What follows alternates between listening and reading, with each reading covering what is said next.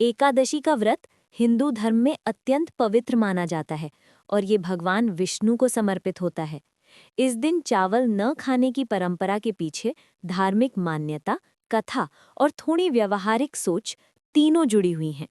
मान्यता है कि एक समय असुर मुर ने देवताओं को बहुत परेशान किया। तब भगवान विष्णु उससे युद्ध करने लगे। युद्ध बहुत लंबा चला और एक समय ऐसा आया जब भगवान विश्राम करने लगे। तभी मुर असुर ने उन पर आक्रमण करने की कोशिश की। उसी समय भगवान विष्णु के शरीर से एक दिव्य शक्ति प्रकट हुई जिसे एकादशी देवी कहा गया। उस देवी ने मुर असुर का वध कर दिया।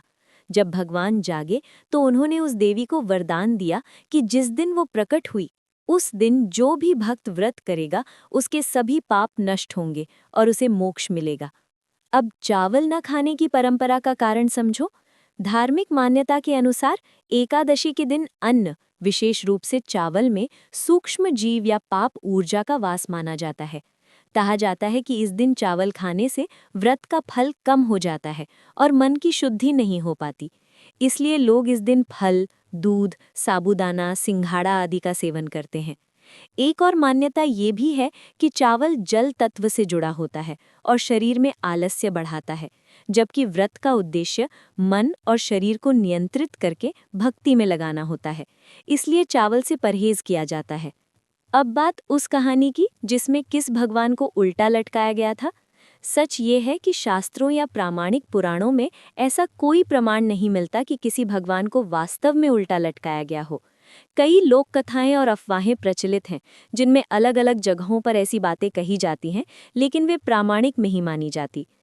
कुछ जगहों पर ये कहानी सुनाई जाती है कि किसी सेवक या पुजारी को उसके अपराध के कारण दंड मिला और उसे उल्टा लटकाया गया, लेकिन उसे भगवान से जोड़ दिया गया। असल में ये कथाएं लोगों को डराने या नियमों का पालन करवाने के लिए समय के साथ बन गई। धार्मिक दृष्टि से देखा जाए तो भगवान को दंड देने या उन्हें उल्टा लटकाने जैसी बातों का कोई आधार नहीं है। भगवान तो स्वयं सृष्टि के पालन करता है, उन्हें कोई दंड नहीं दे सकता।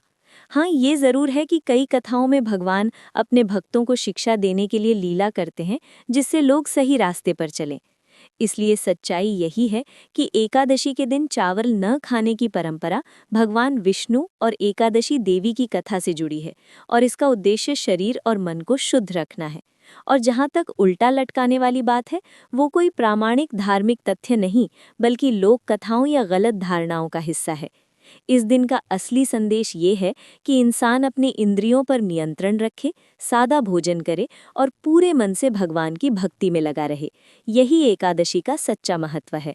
अगर आप भी ऐसे रहस्यमयी और सच्ची कहानियां सुनना चाहते हैं तो चैनल को सब्सक्राइब करना मत भूलना, क्योंकि अगली कहानी और भी चौंकाने वाली होने वाली है।